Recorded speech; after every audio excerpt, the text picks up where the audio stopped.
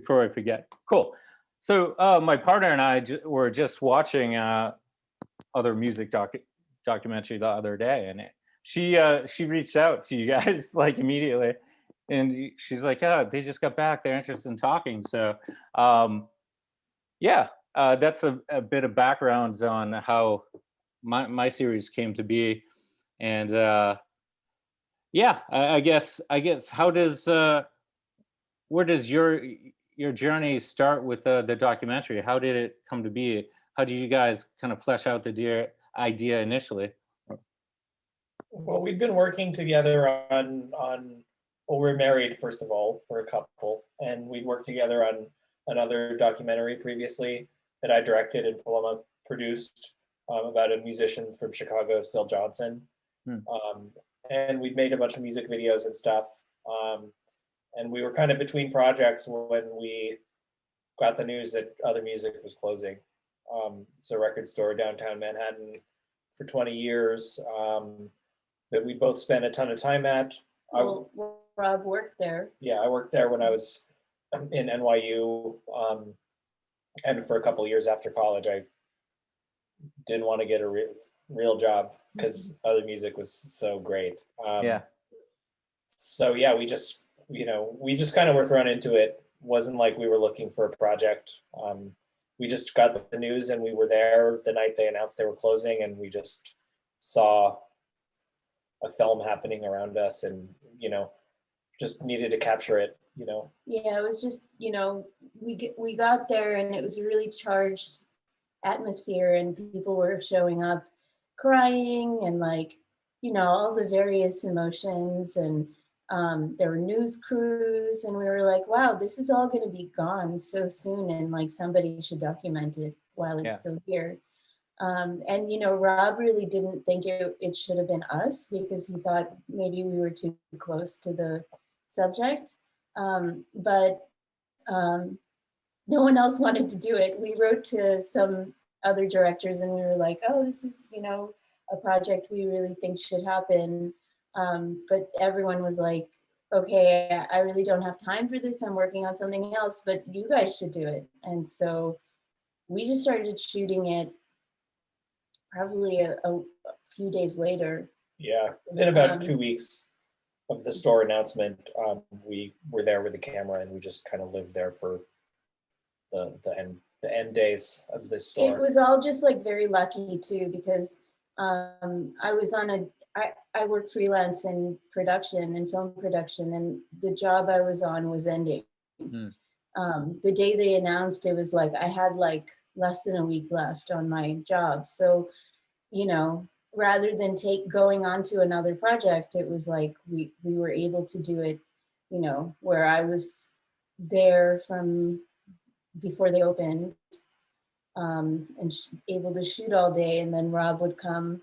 He was working at Funny or Die at the time, and he would come after his job was done for the day, and then he would take over shooting.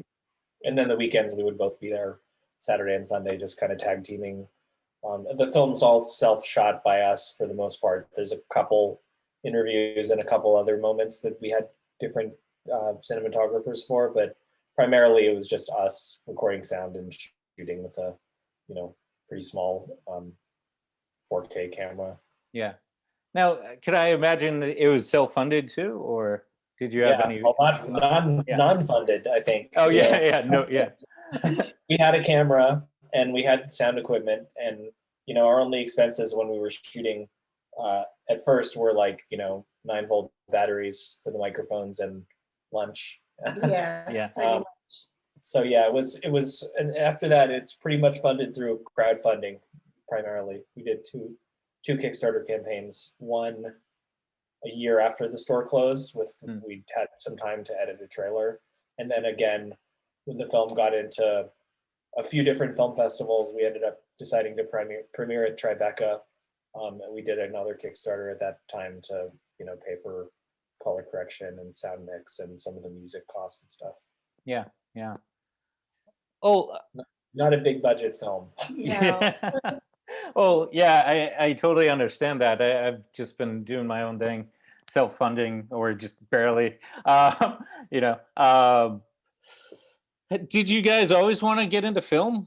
Did you both study film, or how did you get into this journey? I'm always fascinated how people got into where their creative paths, I guess. Because I never expected to kind of go this route, but I have a degree in criminal justice, which is random, but but now I'm kind of doing this thing. But how about you guys? Did you what set you off on this kind of course, I guess? Yeah. Yeah, well, for me, it was just, always, I loved, my dad had a video camera and I made little films with it as a kid, and, wanted to be Steven Spielberg or whatever. I think I dressed up as him for Halloween one year, painted the beard on, baseball Actually, cap. I think Rob made a movie like when he was 11 or 12, and I still think it's the best thing he's ever made. Cool. So, little horror movie starring my brother.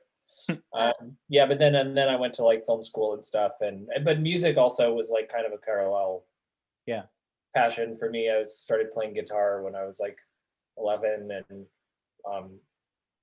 so yeah, those kind of things have been intertwined for me. Yeah, pretty much the same for me. I always knew I wanted to be in the arts. Like, when I was really young, I thought I was going to go to art school. And then I had so many varied interests that my dad was like, well, maybe you should go to film school, because then, music, art, it all kind of comes in together. So I couldn't afford to go to a place like NYU. So I went to a state school called UMass Amherst, and they had like a 5 college system where I was able to take film production classes at Hampshire College. So I didn't do like a typical film degree. I did like what they called like a certificate, but as soon as I graduated, I moved to New York and I started to work on bigger movies and TV shows like right away.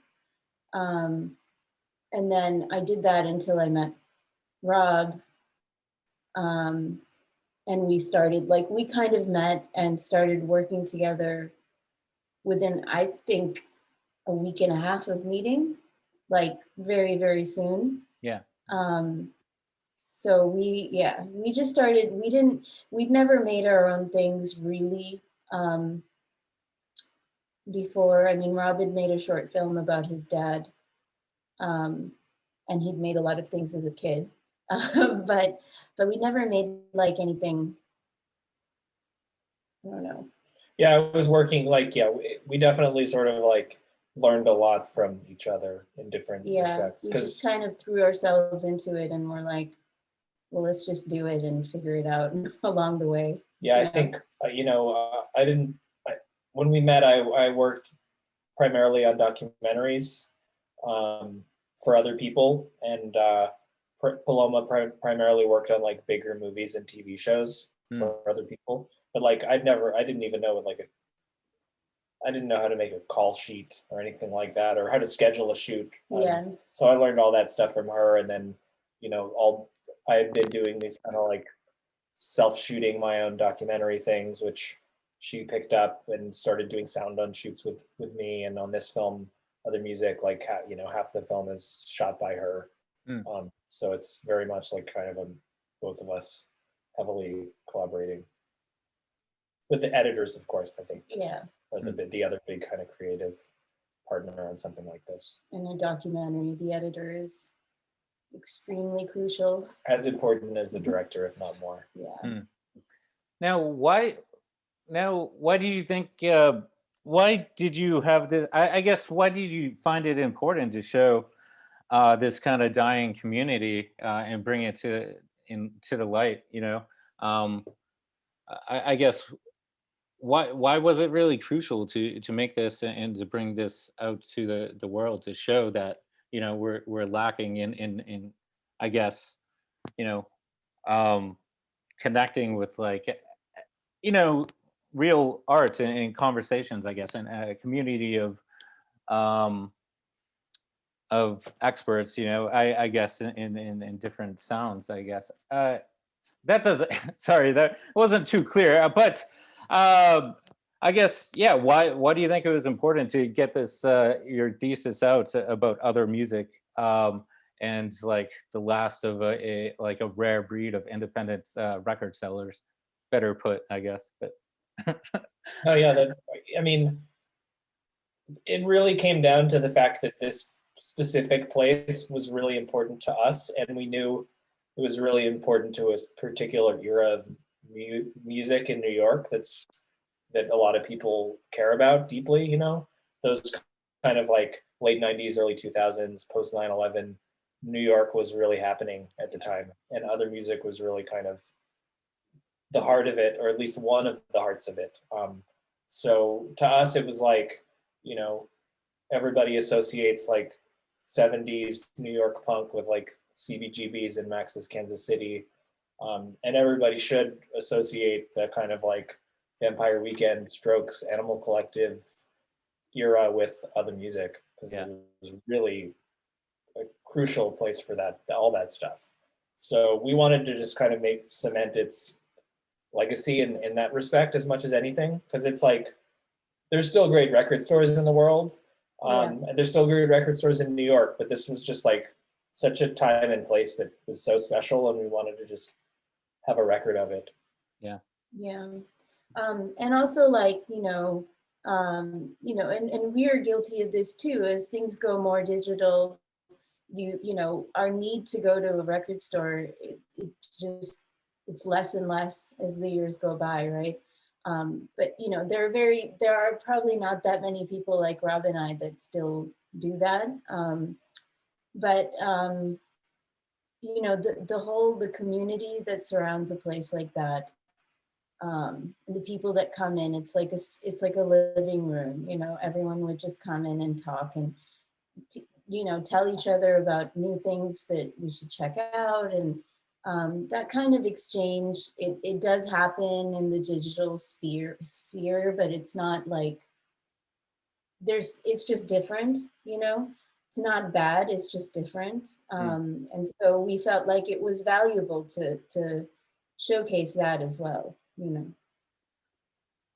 Oh, totally. It's for me watching it, it really brought back. Well, I just turned 36, so I'm on the cusp of like I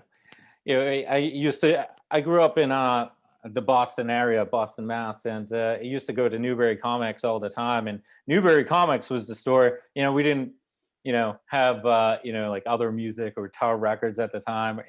But Newbury Comics was the place to go to kind of like nerd out on music. Not even just music, like toys or just culture, pop culture. And like you just ask like one of the clerks and they would just know, or say like, oh, I'm kind of feeling this mood, and like, oh, we have a suggestion. And and that's what you're lacking in the digital age, is having these in-person discussions with people, and like, oh, I can lead you to this unique sound you may never have heard of. And it's like that discovery through word of mouth, which you don't get that. It's kind of lacking in this digital age. Yeah, it's I think it still exists because you still talk to people and trust about things you're interested in, like movies or art or music or whatever. But it's not like going to a place where you just see some random guy who's really excited about something. Like you'd probably never hear about it otherwise, Yeah. And it's still out there in the world. It's not like it's gone. It's just True. like it takes more effort to seek it out nowadays. And I think we wanted to, as much as we wanted to, represent what other music meant to that music scene, I think we wanted to just show people like, hey, it's great to go out of your way and try to find some things in the physical world. It's just a reminder to be like, hey, these places still exist. This one doesn't anymore, but there are, places that are important to you that maybe you haven't been to in a few months, and maybe you should go back and see what everyone's up to now. And you're going to walk in the door and maybe hear something you love that never would have showed up on, your on shuffle on your Spotify recommendation playlist or whatever. I also think that like some people think of it as a very niche topic, but the way that we thought of it was that like these community spaces, it didn't have to just be about records. It could be a bookstore or like a theater, you know, anything that people are passionate about. And I do believe that when you see the community aspect of it, even if you're somebody that doesn't go to record stores, you can relate to that in some way because, you know, most people on this earth have something that they're passionate about that they love, you know. Whether it's going to like the art supply store and talking to somebody about paintbrushes. Totally. Yeah, You know, yeah. like, you know, we all have our little things, and that was really what we were trying to evoke. Yeah. You know, more than anything. Well, it totally made me want to, you know, get back out there and, you know, go to stores I've missed for, you know, months during the pandemic, you know. I love Yeah. independent bookstores too, and, you know, record stores. But I think it was crucial, particularly now where it's like we should all, you know, try to go back to the stores we loved, you know, and support the local businesses as much as possible. Uh, and it's We funny. didn't, Go ahead. Sorry. sorry, we didn't intend, you know, obviously, how could we have known that there was going to be a pandemic Yeah. like when we were making it? But like it just timed out that the release of the film was, you know, when the pandemic was really raging. And I think it made a lot of people a lot more emotional than we intended. I mean, it's like, um, you know, it sucks that the pandemic happened and that it made it that much more emotional for people to watch our film. But hopefully it gives them, you know, hopefully it reminds them to go out and seek those things out when we are able to do that safely again. Yeah, I know for sure. Like right now, we've been shifting out of the like, you know, getting food delivered. Like now we can go to a place and eat there or pick it up at least, you know, or like getting groceries delivered or like falling into the trap of just like getting everything from Amazon because it's so safe and convenient and cheap. Like, you know, you just have to make a concerted effort in your life to say like, you know what, maybe like I'll actually go to the hardware store and like get the screws I need and not just buy them online. Yeah. You know, so we have a 3-year-old kid. It's like, especially for her, just like going somewhere is just so fun, you know? Yeah. And I think it can be that way for any, you know, just like interacting with people in a physical environment is nice, especially after a year of staying at home and just Yeah. talking to people on Zoom, even though I've had the weird experience of like getting to know people really well on Zoom this year that I've worked with and never met in person. It's totally bizarre, but it's nice to hopefully be shifting out of that. And I think our film is really, like Puloma said, a celebration of like all in-person physical brick and mortar retail experience. It's like stores are an important thing in the world. They sell stuff, but they mean something larger than that. We had one interview with this guy who wrote a piece about the film in The Guardian, and he told us about how he had this like, you know, once a month job that he did for a fleet for a store that was like a Goodwill type place. And he was like, yeah, I was actually thinking about quitting. And then I watched your movie and now I'm like, I really shouldn't quit that job, you know? So that's the sort of impact we were hoping to inspire, you know, in people. And it's kind of cool too because like I think I've shot most of those bands you mentioned. Like I never knew who the National were until my partner, who's a music publicist, and she worked for Columbia at the time when the National were just starting out. And I didn't know them until she saw my images on the wall and pushed my work to Paste Magazine. And then I was just covering all these bands in 2017. And I first get to cover them at the Bowery Ballroom in the fall of 2017. And then it so incidentally happened that I became friends with like Ben Lance and Kyle Resnick, and I shot them live in Hudson in 2018, and then I just, you know, just kind of, I've had most of them on this conversation series.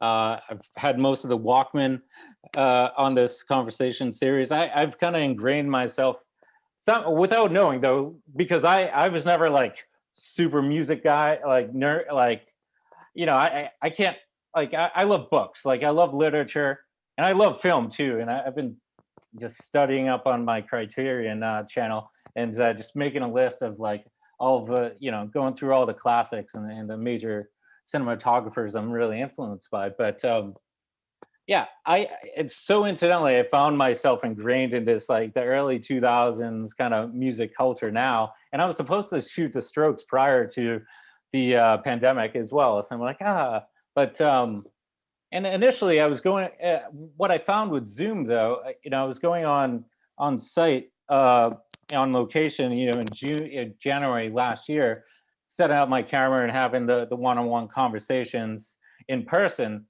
But I found with Zoom, I've been able to reach out to the West Coast and talk to people I've never been able to on location, of course. And I've and people have reached out and said like, we love what you're doing, and starting to build this community of conversations that, you know, there's not a lot out there with certain people, and they're like, oh, I loved that you got that information from people and stuff.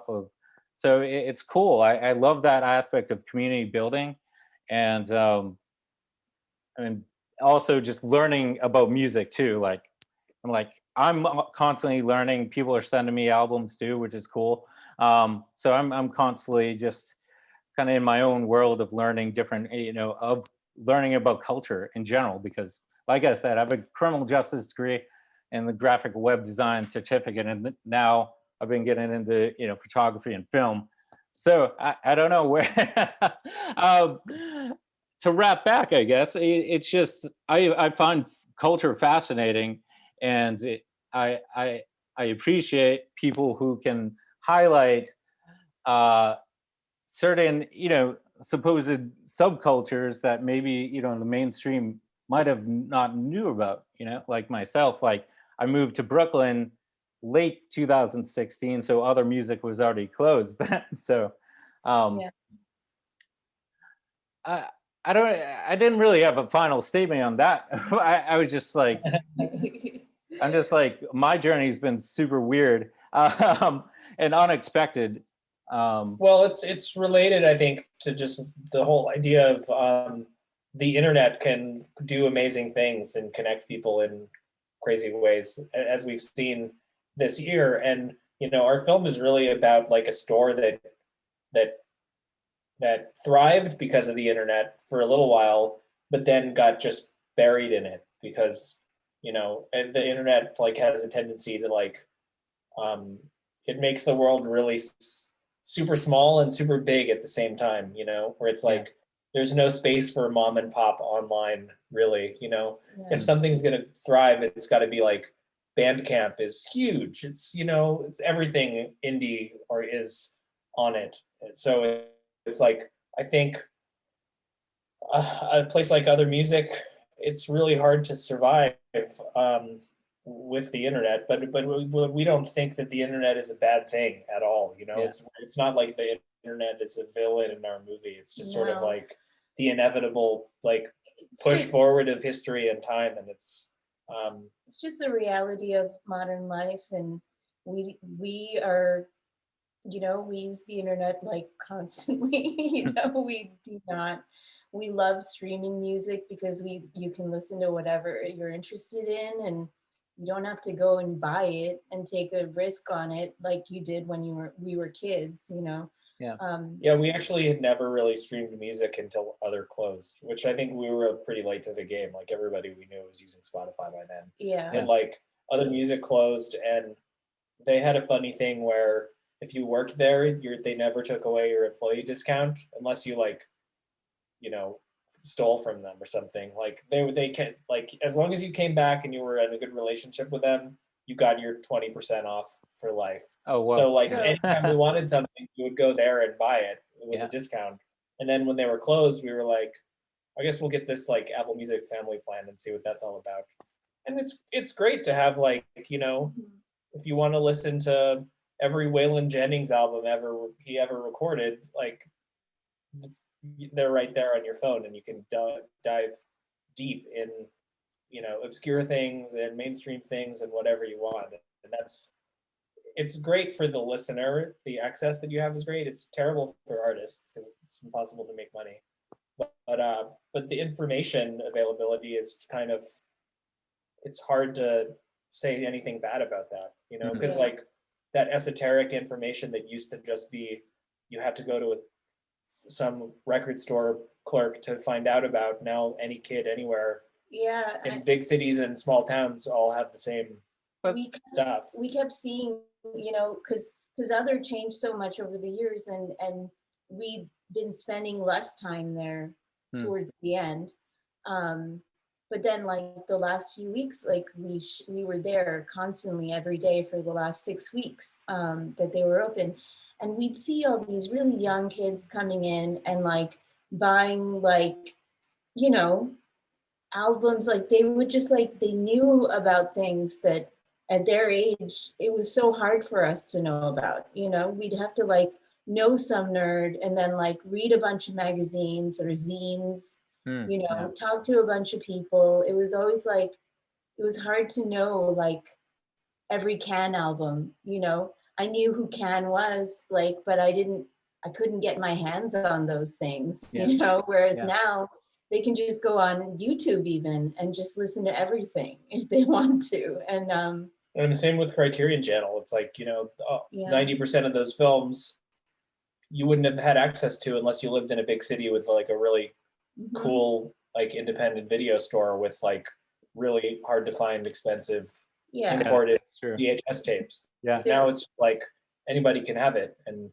dive deep on any of these filmmakers in the same way that you can on Spotify or Apple Music with the artist. So we think that's, I mean, it's yeah, great for the listener and the consumers of art, indisputably. yeah. But you know, we just wanted to kind of remind people and also like inspire young kids, like the kids that we saw who were coming into the store and already seemed to know so much more than we did at their age, that like, hey, the internet's great, but like it's also good to like go out and talk to people, you know. Yeah.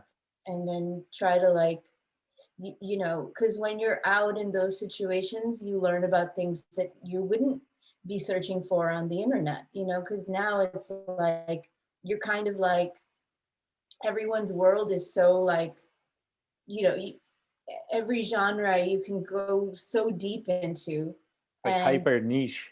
yeah, and Yeah. you wouldn't, you know, there's Less surprise, less surprise. Hmm. There's less like, less random chance. yeah, like, I mean, you're less likely that somebody's gonna be like, hey, you'll really love this death metal record. And, you know, you'd be like, well, I hate death metal. Like, why do you think I would like this? And then you listen to it and you're like, wow, I like this. You know, that is the sort of thing that doesn't happen as much, I think.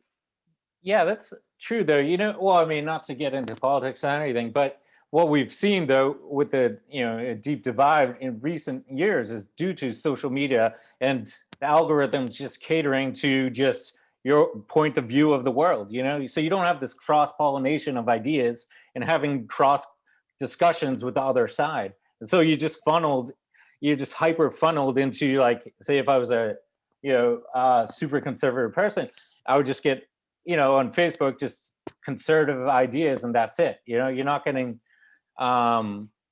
cross-pollination ideas. You're not, nobody's sitting down and having logical discussions of, Yeah. hey, let's think this out. We all basically want the same thing, but but now we're super divided due to the funnelization of partially due to the algorithms, you know. Yeah, It's like well, we're all just mentally just like getting in our own car and driving on the freeway of life, yeah. rather than like getting on the subway and like maybe accidentally getting off on the wrong stop and going to a restaurant that you didn't expect to go into, and you meeting, like, seeing a girl that you like, and Yeah. just Yeah, those sort of things. Like, I mean, it's also really easy to hide behind the internet. Like, if you're somebody who's like, there are plenty of people out there that are really shy if you meet them in person, but then you see online they're like a totally different person. Like, they're attacking people and like saying these things, and it's like, well, you wouldn't be so aggressive if you were trying to have this conversation in person, Yeah. because and that makes you listen more, and it makes you exchange in a more rational, polite way, than I just think that a lot of the fights I see on the internet, I'm like, in real life, it wouldn't play out like that, because you wouldn't want to be that horrible to somebody that you're standing in front of. That's true. That is very true. Like, you wouldn't say most of the things. Say if it, I've seen families, split apart over, last few years. You wouldn't have done so like in person, or maybe you would. But I mean, but then you have that in person, like, okay, I was wrong, or you have the inflections, you have the personal warmth, the person, and yeah, that's kind of what I miss too, and that's what I try to emulate through these discussions. I was putting on shows where I printed out my images and then had the bands I shot performed, and generally with an eclectic kind of lineup. So you had different people coming to see the images, and also listen to different bands, and they all just get together and have a good time, which I totally miss. I love in-person experiences, those chance encounters, and and that's where things happen, like in the other music, and the record stores, like you said, it wasn't just about music. It was those chance encounters and those pleasant surprises of life that you know eh, over the past year. Now we probably all have social disorder, a bit of a social disorder, like, don't come near me, Yeah. So how do we overcome that? It's like we have to I think, Rob, you're saying we have to slowly kind of integrate ourselves back into society, one step at a time, right? But I guess overarching question on the film experience, now that, like, the film, production companies can just dump new releases online. Where do you see, like, independent theaters? Do you think, I'm sure in smaller towns some won't you know be able to come back to life, but do you see the independent theater experiencing kind of reviving, ramping up, or do you see a crossbreed of, like, you know having the release date on, like, say, HBO Max and in theater at the same time working, if that makes sense, I guess. Oh man, that's a big question. We really hope that the independent theaters survive, and I mean, even the non-independent theaters, like Yeah. I'm sure you read about ArcLight here in LA is like closing all of their locations, and even that's a bummer. Yeah. um, Yeah, I was gonna say, I think in a strange way, I think the independent theaters are safer than the big Yeah. ones, because, and then it's the same with record stores. It's like Best Buy for CDs is never coming back. Yeah. Yeah. And Sam Goody is never coming back, and Blockbuster Video is never coming back. But like independent record stores that don't have a lot of overhead and are selling vinyl, which is really hot right now, are doing pretty well, actually. Yeah. Depending on where they are. I think it's harder in a big city. It's easier like in the suburbs or wherever, where the rents are cheaper, and you don't have to, the wages are lower, whatever. But I think that it's the same with the movie theaters, where like the independent store, the small indie and repertory theaters that show classics and midnight movies and stuff, they don't have as much cost as like a big giant multiplex. Yeah. So I think that that's what's going to be lacking, is for like the kids in where I grew up in Arizona. It's like going to the movies on the weekend and seeing the new not, like more mainstream, but cool stuff like a Paul Thomas Anderson film or something like N Theater. That's going to be really hard to do. It's just going to be like big movies are kind of like an at-home experience for people, which I think is kind of a bummer. Because those movies, at least for me personally, like most like smaller movies, I'm happy to watch at home.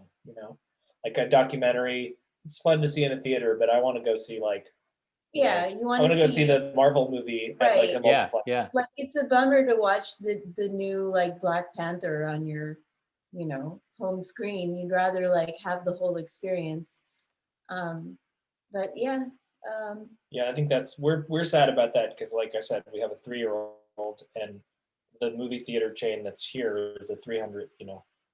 ArcLight was 300 theaters, like stretching from Chicago to California, and they're shut down. So like the movie theater that we could have walked to with a 3-year-old to go see a Pixar movie or something is just shuttered for now. Maybe somebody will purchase it and reopen it, but like for a kid, I've loved going to the movies as a kid, and to have less opportunities for that for kids and for them to just be seeing it on an iPad or whatever it sucks. It sucks. Yeah. And it's also like, the other thing to say about independent theaters is that people that are patrons to places like that tend to be more passionate in general. And so you would imagine that those communities would try to save those spaces, especially after the year that everybody's had, where they're realizing the things that they love and miss the most, and will try to go the extra mile to make sure that they're around when it's safe to go back out. I think that people have stepped up and tried to save the spaces they care about. It's kind of like, but nobody's doing that for the big corporation, like places, which I'd never imagined I would be like, oh, poor big corporate theater chain. But like the independent, there was this big effort last year by the concert venues, National Independent Venue Association. They lobbied Congress and they got money allocated in the stimulus bill to help keep some of those businesses from like, being evicted, so that they had protections from landlords and stuff.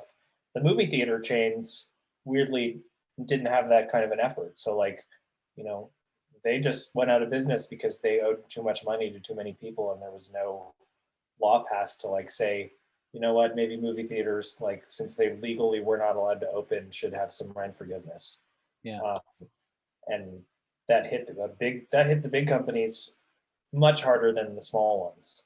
At least because the bills just, when you have to pay the rent on 300 theaters, it's way more than if you're, place that has 2 locations or one. Or one, Yeah. Like like I'm sure like the Coolidge Corner Theater, what was that place called? The Brattle? No, the Coolidge. I think it was just Coolidge Corner Theater. Yeah, it was. And that place was so cool, right? Love it, yeah. I'm sure their community did everything they could to make sure it's still around. Whereas nobody's doing that for, these big mall multiplexes. Yeah. Interesting. But what I've also noticed is the rise of I loved the drive-throughs coming back, and also people doing like rooftop, communities, and so you're gonna have like kind of see this underground, you have the super hyper local kind of communities getting together, hosting, screenings of whatever movies, and I love that aspect of outdoors, projectors just on a roof, and particularly I loved going to Brooklyn and doing, going to those, roof showings, like, super cool. Those are I think great. You'll find more of that, I guess, where we're just hyper local. We have, as a nation, we're gonna have to just be more hyper local and community oriented, comparatively that overarching bigger, corporate experiences like AMC or, ArcLight. So yeah, it's we're in it's weird times, I guess. I don't know. How is everything's just going to reinvent itself, you know. Yeah. I think it's, you know, there in some ways I'm sure cool things will happen too, because like cool things always happen in the like in the aftermath of disaster. Well, look at Berlin, you know, like after, you know, their whole, you know, all that they went through and being divided and then the wall coming down, like they had nothing there. And then all this amazing art and music and theater and film started coming out. You know, people were making their own venues and like, it just, yeah, so much creativity comes out of tragedy, sadly. I don't know. I feel really hopeful that people are going to feel inspired to do cool things that they wouldn't have before because they were complacent. You know? Yeah. And our film, I think, was in the same way intended to be like a celebration of something bad that happened. You know, to say like, yeah, this place closed and it sucks that it closed, but like it was great and like you should go to places like this because they're awesome. You know. Yeah. So, and I think that people with the, you know, with things starting to reopen up, you know, starting to see like bands announcing tours and stuff, like people are going to appreciate that, at least at first, much more than they did before, you know. It's going to be such a special thing to go back and see a show indoors or outdoors or wherever and be around other people. And hopefully we don't take it for granted too quickly. Yeah, hopefully. I mean, now it's like every news story has such a short span and it's like, you know, things just kind of are always cycling through and it feels like people only care for things for like 5 minutes and then they move on to the next thing. I really hope that isn't the case with, you know, the world opening back up and us starting to engage in the world again. Like I really hope that everyone realizes how special it is that we get to do that again and chooses what they want to do carefully and like follow through with each of those things. Now, can people just people can find the film via Amazon or the Prime? Was that? Yeah, I think I watched it on Prime. Do you have any in-person screenings at this time or booked or? Not right now. I think, you know, we had a lot of screenings at film festivals, like in between 2019 and 2020, like lots of them. And then when the pandemic started, we had tons of in-person screenings that got canceled. Like the movie was supposed to play all day on a loop at the Rock and Roll Hall of Fame in Cleveland last year for Record Store Day, and that got canceled because of the pandemic. Well, the pandemic, we had like basically 30 or so cities. 30 cities all around America and the world. You know, it was the IFC Center was going to show it for over a week. You know, like it was going to have a big theatrical run for a small little film like ours. You know.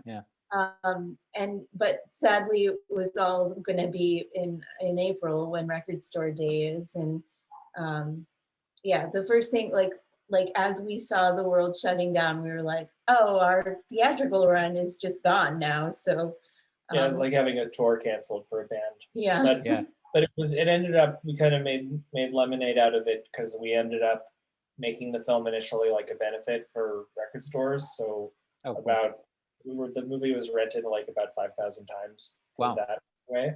And then in the fall, we put it on Prime, and it was supposed to simultaneously be on Prime and Canopy, which is like a streaming service that is free with a public library card or a university ID. But they had like a big backlog and because of the pandemic. So the movie is now finally like 6 months later, it's on Canopy, which we always wanted it to be like on a more independent platform and Amazon, because, you know, I mean, we use Amazon, but ethically we know the problems with it. Anyway, so now you can kind of choose whether you want to watch it on Prime or stream it on Canopy, and then it's also like if you want to purchase it digitally, it's on iTunes and Google Play and everything. And then for Record Store Day this year, what we're doing is we're releasing a vinyl soundtrack. Oh, cool. It's on orange vinyl. We should have brought the copy to show you. Yeah. Let me grab it. You can Yeah, grab it. yeah. Yeah.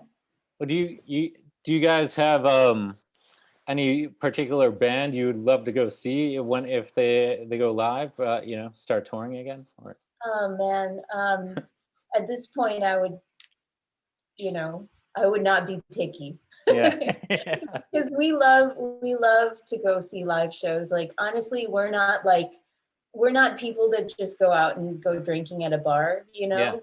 Like if we go out, it's usually just to go to a restaurant and then go see a live show, yeah, and that's what we've missed the most. So honestly, I would not be picky. I would be like, anybody, I will see anyone. I would have been more snobbish probably before the pandemic, be like, oh, I don't really love this artist. Like, I'll wait for the next thing. And now I'll be like, it's a show, I'll go. Yeah. Whatever. totally. I think we'll probably go see, we've been seeing a lot of concert dates get announced. So like, we're really good friends with the drummer and bass player for Bob Mould from Husker Du.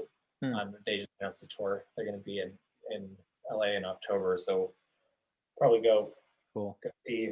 Go see them, yeah. Yeah. Yeah. We'll see. We'll see. People are starting to make the announcements. So I was interrupted with this is our record store day. It's got a glare on it. Release. Cool. Yeah, I see it. Nice. Oh, cool. It's it was always like a dream of ours to do a physical soundtrack release for the movie. And we were able to do it. So it's all live music from the film. So it's nothing you can't. They're live versions of songs that are on albums, but Yeah. these particular live recordings don't exist anywhere else. So it's like Neutral Milk Hotel, Animal Collective, Vampire Weekend, Will Tango, and others. Oh, cool. There's a cool little poster too. Were they all recorded at other music? Were they all performed at other music, or? Yeah, so the first side of the record is all live at other music, other than Animal Collective, because Animal Collective, they worked at other music, and they did play an in-store, but the recording was lost. Yeah, yeah. So we used a different 2003 live recording that's in the film. And then the B-side of the record is all from, the store had like a celebration at the Bowery Ballroom in Manhattan the week they closed, and where they had a bunch of like artists that were like closely associated with the store come and play, like John Zorn and Yola Tango, Bill Callahan, Sharon Van Etten. Tons of people. So the B-side is 3 songs from the kind of farewell concert. Oh, cool. Yeah. Very cool. And then it has a DVD packaged inside of it. So it's a limited edition, 1,500 copies for Record Store Day. Oh, cool. Just in June. It has a poster that in the film, there's a scene where one of the owners, Josh, is making a board of the top sellers. Oh, that's sweet. Yeah, that's cool. So we have a little poster The inside. top sellers of all time. Nice. And it's like #1, Belle and Sebastian, If You're Feeling Sinister. That's cool. Because in the film you can really read the entire list, of course, but so that's cool. I like that. Yeah, we also did on Spotify. It was really successful. Like, we made a playlist of 1 song each from their 100 top selling albums. It's a pretty fun playlist because it's got, once you start getting down to the hundreds, it's like there's a lot of great classic stuff. Yeah. From that era, of like the store was open from 1995 through 2016, and I think they were selling like the highest volume of stuff on CD probably like through 2007, 2008, 2009. So that whole era of like, Pavement through like Vampire Weekend of indie rock stuff is like pretty well represented. Cool. I'll definitely listen. Yeah, like I guess on that note, I think we've discussed most of it. I guess to wrap, any new projects in the works now, or any ideas, or you working on any new kind of documentaries or music videos or anything? Or Um, We're doing, we can't talk about that. it's fun. We're going to do a music video for an artist who Hmm. once worked at Newberry Comics, and you know, various other things. I think there's a project we've wanted to do, like a tour documentary with a stand-up comedian that we like, that I think we're still hoping we can do at some point. Hmm. Yeah, we have like a few ideas of what our next thing is going to be, but obviously because of the pandemic and you know, et cetera, it's taking longer to get started than it probably would have. But also we are really tired of doing projects with crowdfunding where we have to do everything ourselves to raise every single dollar. And we're really hoping that we find funding for our next project that's not based on us busting our asses like constantly all the day, you know? Yeah. So yeah, we'll see what happens. We're hopeful. Yeah, I've brought it up a few times. We have a 3-year-old, so like the whole thing of just like grabbing a camera and going off and spending a whole day somewhere is complicated, and that's what you need to do for a documentary. Yeah, you really do. You know, even our idea of like doing the tour doc with the comedian will be very tricky with our kid, but we can bring her and figure it out. Like it will just be a lot harder. But you know, as she gets older, it's gonna get easier again. Yeah. And we'd love to do like a documentary about a more like prominent artist at some point. Just we love music docs. I mean, we watch tons of them, and you know, Yeah, we're Go-Go's doc we loved, and we're Tina nerds. Turner documentary was so great, and The Sparks documentary was amazing. Yeah, anyway, we just watch music documentaries all the time, and Nice. we'd love to do something about a bigger artist yeah, someday. we like, you know, I think that people kind of associate us with music things, you know, which it's not something we actually tried hard to do. It was just what happened, you know. We kind of fell into it, and we are passionate about music, so it makes sense. But you know, we're not like, I wouldn't think that we're just like pigeonholing ourselves into only making music related projects for the rest of our lives, right? No, but I think we're suited to it. Somebody once Yeah. asked if we'd be interested in directing a documentary about fish, an artist that we don't really have any interest in. Yeah. Well, But we were like, that could be really fun to like do something about somebody, you know, even if the music isn't our cup of tea necessarily. Like, there's a huge story there in terms of their career and their fandom and stuff. So we'd love to do something. It would not be them specifically, but just somebody like a little bit larger. I know we had to be like, we were asked if our names could be put in the hat for the fish doc, and I was like, well, neither of us like fish at all, like really don't like fish, but we'd love to do it, you know. And I'm sure that was a turn off for them, because they were like probably hoping for someone who was obsessive fan, which they have so many of. So yeah, we were probably not put on the list after we told them that we didn't like fish. But well, I find it like, actually I get the best stuff when I don't know the people, you know, or just you know, particularly with my conversations, I've talked to so many people like in genres I would never listen to prior, but now like I've spoken to like I don't even know, there's so many, but like you know, like bluegrass, you know, I was never really into bluegrass, you know, but I'm talking to these well-known bluegrass players and you know, and jazz players, and I'm learning so much, you know. I'm terrible at name recalling. Once I like have these conversations, I don't even watch these. And that's it. I just put them up and that's it. I'm on to the next conversation. I don't like looking at myself. I We don't don't like, you know, it's weird. Like I could never be like an actor, and I'm like, I would never watch any any of my films, you know? The secret is the good ones don't watch them. Yeah. That's true. We had Jason Schwartzman in our film, and he told me he saw it took him, I don't remember how many years, but he was like, I didn't watch Rushmore for years, you know, like he couldn't bear, and he's like, I just barely have seen anything I'm in, you know. No, it's funny. I did a thing with Peter McNichol, who's like an actor that's been in tons of things like Ally McBeal, and he was, as a kid, I saw him mostly in Ghostbusters 2. Yeah. And he was like, oh, I've never seen Ghostbusters 2. I was like, that's crazy. Like, yeah, I can't stand to see myself. I'm like, why are you an actor?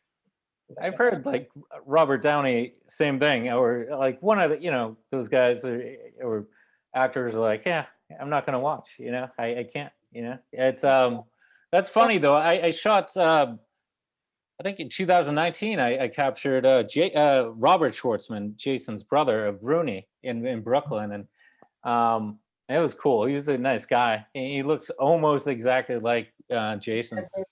Yeah, they're very similar looking.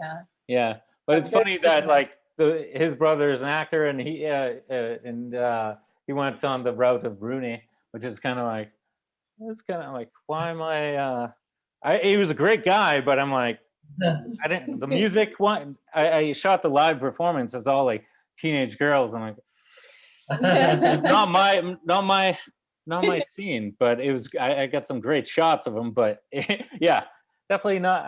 I wouldn't really pick up an album per se. However, once again, I just like to engage in culture no matter what, and learn as much as possible. And I've picked up so much more music than I would have by just not doing this project and expanding to the conversation series as well. Like, and also my partner has been a big proponent of my work, and also reaching out to people, you know, because she's in PR and she knows how to do such and such, you know, reach out, because I wouldn't have known who to reach out to, like, you know. So but I've, yeah, basically, yeah, it's been cool. It's a cool experience to talk to, you know, creators of all mediums, and particularly the likes of you guys, because like I'm kind of on the same kind of wavelength on that note of independence and documenting like musicians and artists. And no, it was cool. Do you know the artist Ron English, the fine artist or pop surrealist artist?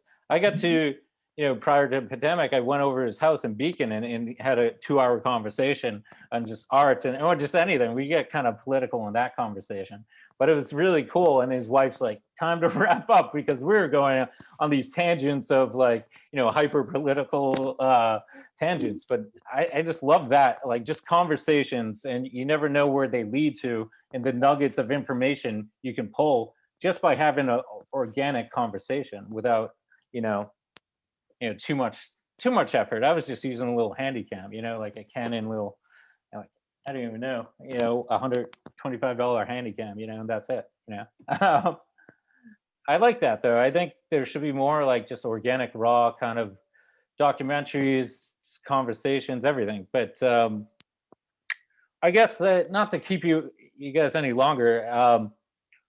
I guess more futuristic. Where do you see this your documentary going? The other music documentary. Where do you see it kind of evolving into something more, or I don't know. How can this your work live, you know, or evolve into something else? I guess. If that makes sense. First and foremost, we just hope it keeps getting seen. You know, because it's like a film, like anything, kind of like. It has a little bit of a shelf life at first, where, you know, lots of people watch it and talk about it at first, and then it slows down a lot. You know, we just hope that like with it being on the shelves in record stores, people will be talking about it, and that, you know, and that in 10 years or whatever, people are looking at it as what it is, just so you know, a documentary of this time that happened that isn't well documented. And you know, it's a time capsule. So, you know, hopefully kids in 50 years, if they're still listening to these bands, will check this movie out and see where they came from. Yeah, and we also just like hope that it gets seen around the world, you know. Yeah, and that like if there are passionate music fans out there, that they know what our film is and seek it out. That's more than I could hope for. Hmm. Well, I would say, I guess, thank you so much for your time, and it was Thank a you pleasure too. talking. Yeah, thank you so much. Thanks for watching the movie. Thanks for reaching out, and thanks Yeah. for kind of giving us this opportunity to, you know, sit down and talk about the film and the Record Store Day release that's coming up. Because And when is Record Store Day again? Because I try to just Yeah, so distribute this at the it's same time. June 12th. June 12th. Cool. June 12th, and which is our 10th wedding anniversary. Oh, So wow. we'll actually be in Hawaii without access to a record store. Yeah. Oh, I'm dying to go to. I've never been to Hawaii, and I'm like, Yeah. I went when I was so little that it doesn't count. So we're excited. You know, we were supposed to go to the Cleveland Film Festival last March, and our flight was canceled because of the pandemic. Yeah. We were able to use the flight credit to go to Hawaii. For Yeah, our so we anniversary. didn't have to pay for the flights, so that's great. so jealous. Are you staying like in a resort? Or are you doing like Airbnb or something like that? Or Yeah, a resort. I think Airbnb, I think, just seemed like it would be too much work with like finding places and stuff, and renting a car. And Also with the pandemic, I think like it's a different kind of travel now, you know. It's like it's still not, you know, we can't just go out and like do whatever we want, and when you have an Airbnb, you're dealing with groceries and eating out and blah blah blah, and we kind of just didn't want to deal with any of that, and yeah, we figured a resort would be relaxing. a more relaxing way to go. But we're not resort people usually. This is mostly because of financial limitations. Yeah, well, you know, Yeah. also it's like it's our 10th wedding anniversary. We're never gonna have one of those again. So oh, that's very true. unless we marry other people, yeah. Well, enjoy your safe travels. Enjoy Hawaii, because I'm super jealous. I'm dying for a moment where I don't have to think about, you know, I just relax, and I'm sure you'll have that just like much needed R&R. Yeah. Well, I wish the film success. I'm sure it will be if you know, when people pick it up, even more people continue to watch. And once again, thank you for your time so much. Thank you. Have a great day. Be well. You. Bye. Bye.